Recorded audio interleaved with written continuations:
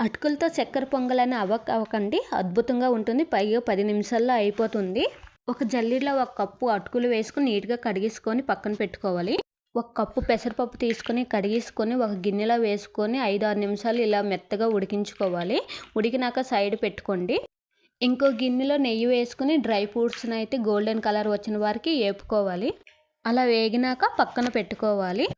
అదే నెయ్యిలో 3/4 కిలో బెల్లం అలాగే పంచదార వేసుకొని కొంచెం వాటర్ వేసుకొని జస్ట్ బెల్లం కరిగించుకోవాలి. బెల్లం కరిగినాక చిటికెడు ఉప్పు వేసుకోవాలి.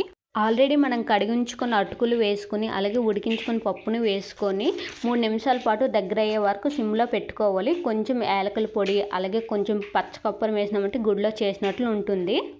వేపి పెట్టిన డ్రై ఫ్రూట్స్ వేసి శుభ్రంగా కలుపుకోవాలి. మీరు కూడా ఒకసారి ఇలా ట్రై చేయండి. మనకి ఏవైనా పూజలు పండుగలు ఉన్నప్పుడు అయితే తక్కువ టైంలోనే ఈ ప్రసాదం అయిపోతుంది. మరెన్నో రెసిపీల కోసం మా ఛానల్ని సబ్స్క్రైబ్ చేసుకోండి.